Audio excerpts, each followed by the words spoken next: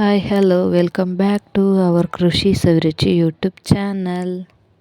ಇವತ್ತಿನ ರೆಸಿಪಿ ಪನ್ನೀರ್ ಮಸಾಲ ಹೇಗೆ ಮಾಡೋದು ಅಂತ ನೋಡೋಣ ಬನ್ನಿ. ಒಂದು ಬಾಣಲಿಗೆ ಒಂದು ಚಮಚ ತುಪ್ಪ ಹಾಕೋತಾ ಇದ್ದೀನಿ, ಇನ್ನೊಂದು ಚಮಚದಷ್ಟು ಎಣ್ಣೆ ಹಾಕೋತಾ ಇದ್ದೀನಿ.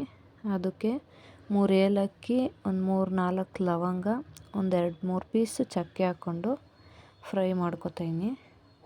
ಅದಕ್ಕೆ ಒಂದು 4 ಬ್ಯಾಡಗೆ ಮೆಣಸಿನ್ಕಾಯಿ ಹಾಕೋತಾ ಇದ್ದೀನಿ. ಅದಿಷ್ಟನ್ನು ಫ್ರೈ ಮಾಡ್ಕೊತಾ ಇದ್ದೀನಿ. ಆಮೇಲೆ ಒಂದು 4 ಗೋಡಂಬಿ ಹಾಕೋತಾ ಇದ್ದೀನಿ. ಅದನ್ನು ಎಣ್ಣೆ ಮತ್ತು ತುಪ್ಪದಲ್ಲಿ ಫ್ರೈ ಮಾಡಿಕೊಂಡು ಸ್ವಲ್ಪ ಹೆಚ್ಚಿಟ್ಕೊಂಡಿರೋ ಈರುಳ್ಳಿ ಹಾಕೋತಾ ಇದ್ದೀನಿ.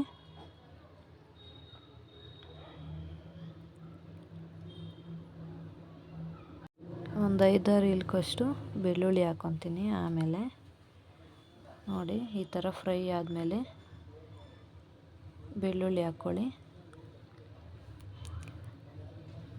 ಬೆಳ್ಳುಳ್ಳಿ ಹಾಕ್ಕೊಂಡು ಫ್ರೈ ಮಾಡ್ಕೊತಾ ಇರಬೇಕು. ಅಷ್ಟನ್ನು ಗೋಡಂಬಿ ನೋಡಿ ಹೇಗೆ ಕಲರ್ ಬಂದಿದೆ.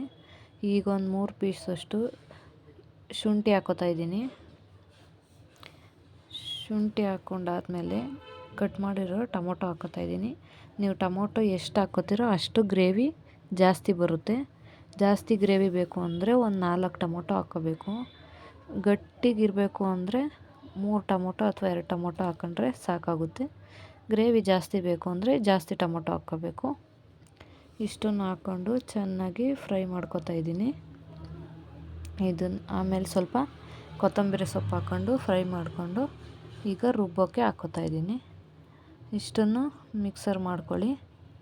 ಮಾಡಿಟ್ಕೊಂಡು ಇನ್ನೊಂದು ಬಾಣಲೆಗೆ ಎಣ್ಣೆ ಹಾಕ್ಕೊಂಡು ಒಗ್ಗರಣೆ ಹಾಕ್ಕೋತಾ ಇದ್ದೀನಿ. ಕರಿಬೇವಿನ ಸೊಪ್ಪು ಹಾಕ್ಕೊಂಡು ಆಮೇಲೆ ಈರುಳ್ಳಿ ಹಾಕ್ಕೊತಾ ಇದ್ದೀನಿ. ನೋಡಿ ಸಣ್ಣದಾಗಿ ಹೆಚ್ಚಿರೋ ಈರುಳ್ಳಿನ ಹಾಕ್ಕೊಂಡು ಫ್ರೈ ಮಾಡ್ಕೊತಾ ಇದ್ದೀನಿ.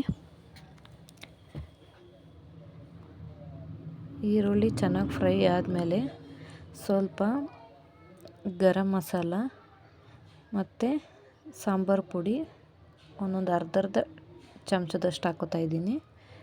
ಅದಕ್ಕೆ ಸ್ವಲ್ಪ ಖಾರದ ಪುಡಿ, ಸ್ವಲ್ಪ ಅರಿಶಿನ ಹಾಕ್ಕೋತಾ ಇದ್ದೀನಿ. ಇಷ್ಟನ್ನು ಹಾಕ್ಕೊಂಡು ಫ್ರೈ ಮಾಡ್ಕೊಬೇಕು. ಆಮೇಲೆ ರುಬ್ಬಿಟ್ಕೊಂಡಿದ್ದಂಥ ಮಸಾಲ ಹಾಕ್ಕೋಬೇಕು. ಅದೆಲ್ಲ ಚೆನ್ನಾಗಿ ಮಿಕ್ಸ್ ಮಾಡಿಕೊಂಡು ಕುದಿಯೋ ಥರ ಬೇಯಬೇಕು.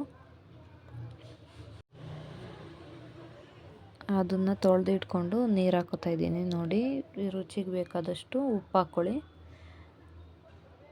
ಸ್ವಲ್ಪ ಮೊಸರು ಹಾಕ್ಕೋತಾ ಇದ್ದೀನಿ. ಹುಳಿ ಬಂದಿರೋವಂಥ ಮೊಸರು ಹಾಕ್ಕೊಂಡ್ರೆ ಚೆನ್ನಾಗಿರುತ್ತೆ. ಆಮೇಲೆ ಪನ್ನೀರನ್ನ ನಾನು ಚಿಕ್ಕದಾಗಿ ಹೆಚ್ಚಿಟ್ಕೊಂಡಿದ್ದೆ, ಅದನ್ನು ಹಾಕ್ಕೋತಾ ಇದ್ದೀನಿ. ಚಿಕ್ಕದಾಗಿ ಹೆಚ್ಚಿಟ್ಕೊಳ್ಳಿ. ದಪ್ಪ ಹೆಚ್ಚಿಟ್ಕೊಂಡ್ರೆ ಅದು ಸ್ವಲ್ಪ ಉಬ್ಬಿ ಬರುತ್ತೆ ಬೆಂದ ಮೇಲೆ. ಚಿಕ್ಕದಾಗಿ ಇಟ್ಕೊಂಡ್ರೆ ಸರಿಯಾಗುತ್ತೆ. ಲಾಸ್ಟಲ್ಲಿ ಕೊತ್ತಂಬರಿ ಸೊಪ್ಪು ಹಾಕ್ಕೋತಾ ಇದ್ದೀನಿ. ಇಷ್ಟೇ. ಇದು ಪನ್ನೀರ್ ಮಸಾಲ ಮಾಡೋದು ಚಪಾತಿ ಜೊತೆಗೆ ತುಂಬ ಟೇಸ್ಟಿಯಾಗಿರುತ್ತೆ. ಫಿನಾಲೆ ಈ ಥರ ಬಂದಿದೆ ನೋಡಿ. ನಮ್ಮ ಚಾನಲ ಲೈಕ್ ಮಾಡಿ, ಸಬ್ಸ್ಕ್ರೈಬ್ ಮಾಡ್ಕೊಳ್ಳಿ, ಶೇರ್ ಮಾಡ್ಕೊಳ್ಳಿ.